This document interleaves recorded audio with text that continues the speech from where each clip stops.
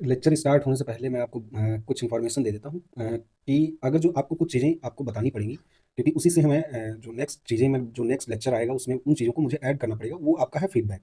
तो feedback generally ये आपसे मुझे चाहिए कि आप ये जो लेक्चर पूरा पढ़ोगे, इसको आपको देख करके ये देखना है कि इसमें मतलब क्या क्या और चीज़ें जो आपकी ज़रूरत है उसको मुझे इसमें ऐड करना चाहिए, वो आप बता सकते हो। और आप आईएसएस एग्जाम अगर आप यूट्यूब पर सर्च करो या व्हाट्सएप पे या आप टेलीग्राम पर या आप इंस्टा पे या आप फेसबुक पर, खास करके आपको टेलीग्राम जरूर ज्वाइन करके रखना, क्योंकि वहीं पर मैं जितनी भी पीडीएफ होती है वहाँ पर शेयर करता हूँ, मतलब कोई नोटिफिकेशन हुई तो वहाँ पर मैंने पोस्ट कर दिया। तो ये आपको करके रखना है। वीडियो अगर अच्छा लगे तो आप अपने दोस्तों के पास शेयर करिएगा और कमेंट जरूर करिएगा कि आपको जो लेक्चर है ये इसमें मतलब क्या अच्छा लगा है, और नेक्स्ट जो हमारा लेक्चर है वो किस टॉपिक पे होना चाहिए। अगर बाद में कोई आपका टॉपिक ऐसा है जो आपका कमजोर है या आप उसके नोट्स आपके पास नहीं, तो आप उसको एक कमेंट के माध्यम से आप लिख दीजिएगा। आप पर्सनली भी चाहें तो आप टेलीग्राम पर मैसेज कर सकते हैं, या फिर आप जो कमेंट सेक्शन होता है उसमें जाकर के आप मैसेज कर दीजिए। तो ये आप करते रहिएगा, ये हमारे लिए बहुत ज़रूरी है, जिससे हमें भी पता चले कि आप लोगों को जो चीज़ें मैं यहाँ से पढ़ा रहा हूँ वो आप तक बेटर वे में पहुँच रही है या नहीं पहुँच रही है, ये आपको बताना है। ठीक है, अब हम लोग यहाँ से लेक्चर को स्टार्ट करते हैं। Negative binomial, negative binomial distribution, तो इसको हम कुछ इस तरह से लिखेंगे। निगेटिव बाइनोमियल, ये हमारा हो जाएगा आर और ये हमारा हो जाएगा पी। साइड की चीज़ों को आप लोग इग्नोर करिएगा। तो इसका अगर जो बाद में आप पीएमएफ अगर जो लिखो, पीएमएफ अगर जो बाद में हम लिखें तो पी एक्स, ये हमारा हो जाएगा एक्स प्लस का आर माइनस का वन सी आर माइनस का वन, और ये हमारा हो जाएगा पी की पावर आर,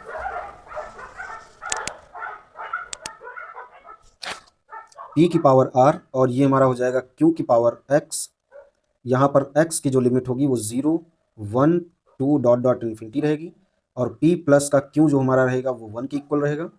देन आप इसी जो ये इतना सा टर्म लिखा है इसको हम इसके इक्वल भी लिख सकते हैं। ये जरा देखो, इसको हम लिख सकते हैं x प्लस का r माइनस का 1, और ये हमारा हो जाएगा x, और ये हमारा हो जाएगा p की पावर r q की पावर x, सेम रहेगा।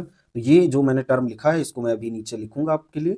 तो इसको आपको ध्यान रखना है कि ये इसके इक्वल होता है, कभी ये पूछा नहीं जाएगा आपसे।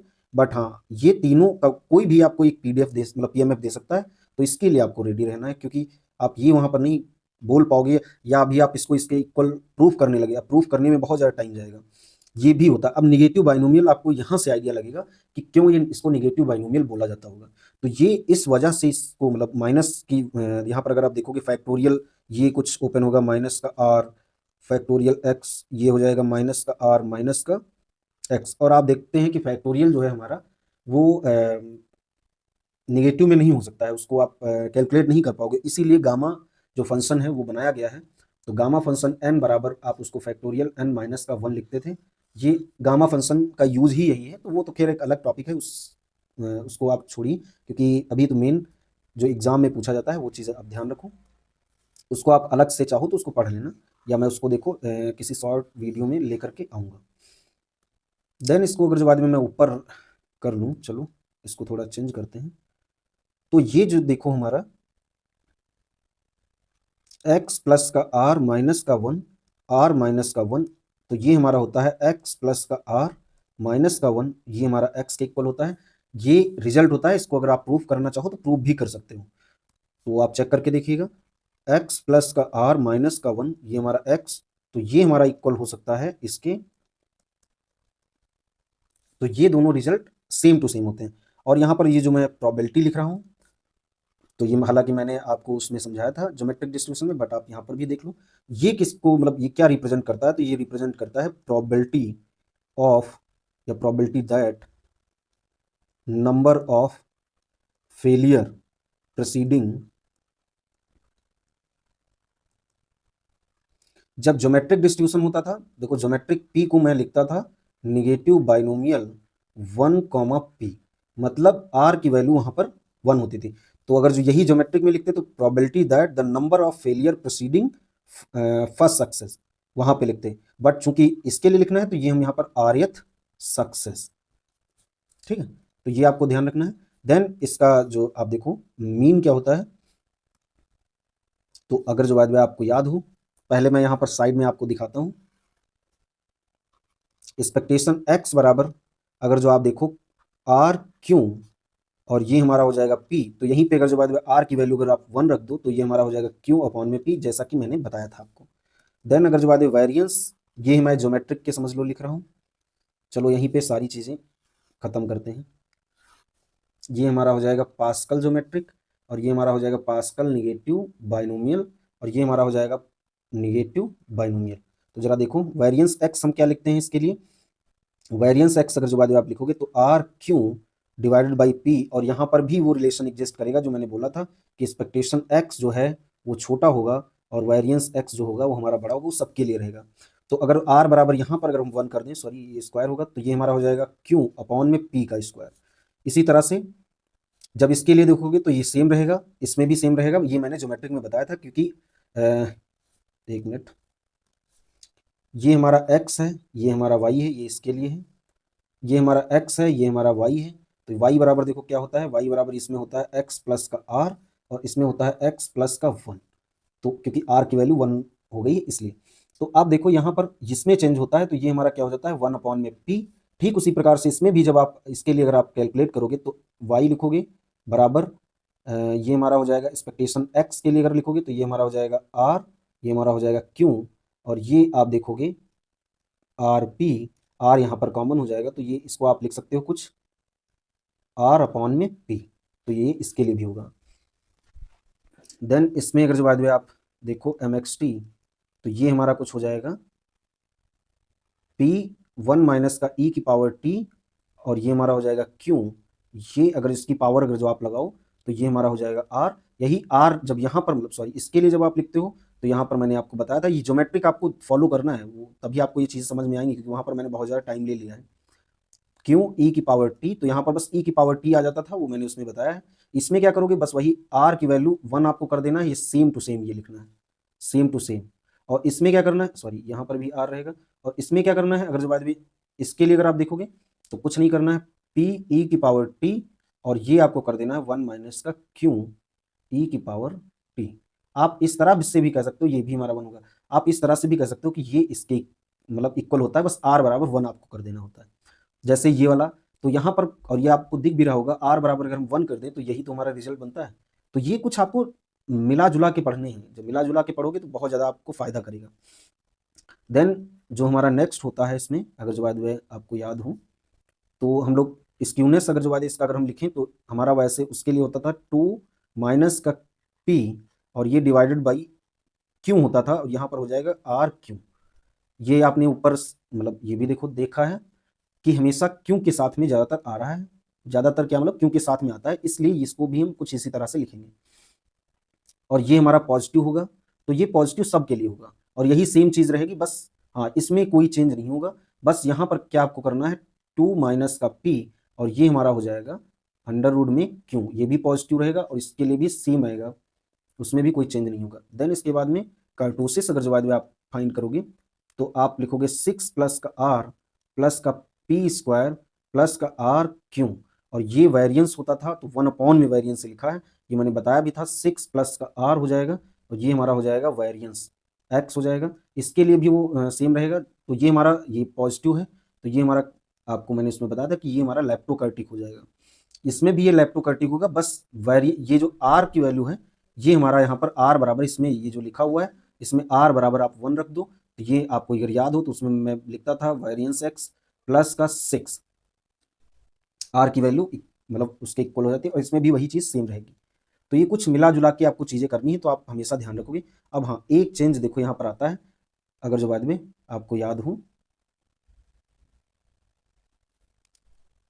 ज्योमेट्रिक डिस्ट्रीब्यूशन पास्कल ज्योमेट्रिक में मैंने आपको बताया था तो आपने निकाला था, चूंकि ये x बराबर 0 1 2 डॉट डॉट से स्टार्ट होता है और ये आपको पता है y बराबर 1 2 डॉट डॉट, ये मैंने मॉड उसमें बताया था।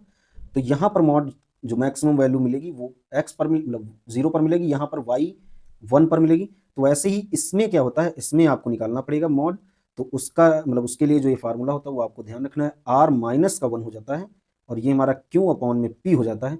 हमेशा ध्यान रखना है q अपॉन में p होता है निगेटिव बाइनोमियल में, वैसे ज़्यादातर आपकी हैबिट है क्यों अपॉन में पी लिखने की, तो जस्ट ऐसा रहता है। ये वेरिएंस सब में अगर आपने देखा हो देखा है, और ये 0 होता है तो ये हमारा कब होगा जब आर जो है हमारा 1 से मतलब 1 से हमारा आर बड़ा होगा, मतलब से 2 3, अगर आर 1 ले लेंगे तब तो 0 ही हो जाएगा। और ये अगर आप देखोगे आर अगर जो बात है उसकी वैल्यू अगर जो बात है छोटी अगर आपने ले ली, मतलब सपोज 0.5 जैसा कुछ ले लिया, तब आपको उसके लिए भी 0 लिखना है। अब यहाँ पर क्यों उसके लिए 0 लिखना है, अगर ये भी अगर आपको पता हो तो इसका भी आप लिमिट देखो, 0 1 2 डॉट डॉट इन्फिनिटी तक जाएगा। और यहाँ पर अगर जो बात है आप देखो तो जैसे ही आर बराबर आप 1 रखोगे तो यहाँ पर ये 0 हो जाएगा। इसके लिए अगर आप देखो तो ये आपको ध्यान रखना है। देन इसमें जैसे उसमें पढ़ा था रिकरेंस रिलेशन फॉर मूवमेंट्स, इसमें भी आपको पढ़ोगे तो ये हमारा हो जाएगा म्यू आर प्लस का 1, ये हमारा हो जाता है क्यू, और ये हमारा हो जाता है डी म्यू आर अपॉन में डी क्यू प्लस का आर। और हाँ, यहाँ पर एक चीज थोड़ा सा मैं बस आपको बता देता हूँ, क्योंकि म्यू आर डैश या म्यू आर, ये जब आप निकालते थे रॉ मूवमेंट या सेंट्रल मूवमेंट, तब आप देखते थे कि म्यू आर ही लेते थे। यहाँ पर भी मैंने म्यू आर लिया है, तो आप यहाँ पर ये ना कंफ्यूज हो जाए कि ये हमारा आर कौन सा है। तो यहाँ पर आपको मैं बता देता हूँ कि ये निगेटिव बाइनोमियल, इसके लिए आपको ध्यान रखना पड़ेगा कि ये के, ये कुछ भी आप यहाँ पर के की जगह पर ए मान लो, जिससे कि आप डिफरेंस कर पाओ। ये आर मूवमेंट वाला है और ये के जो मैं बता रहा हूँ यहाँ पर या जो वैल्यू होगी वो अलग चीज है।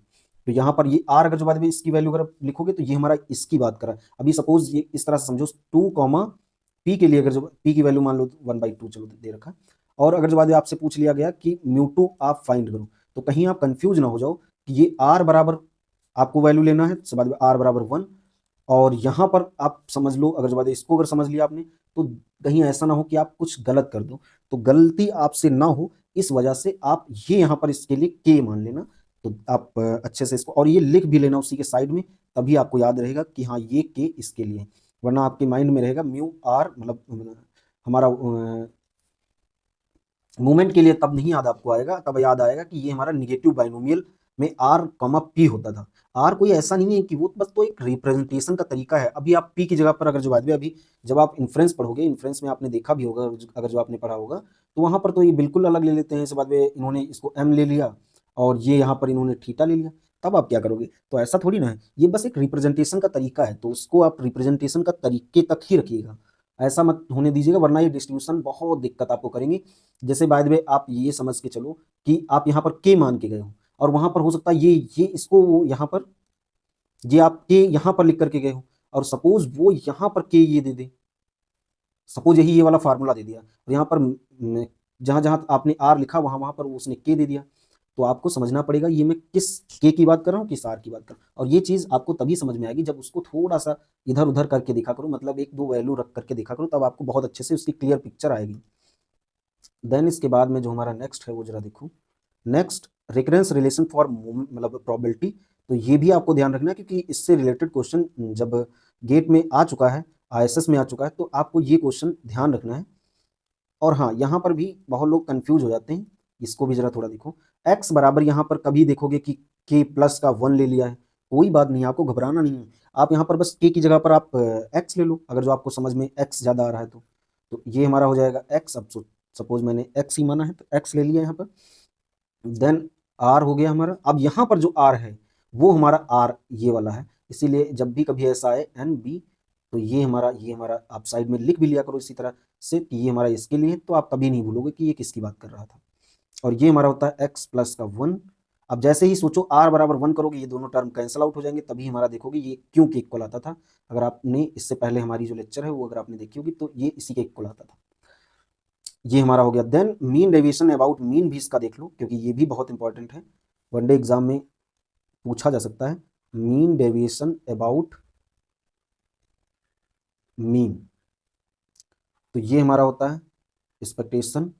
मीन डेविएशन अबाउट मीन हमेशा मॉड में लिखा जाता है और इसका यहाँ पर आपको मीन लिखना होता है।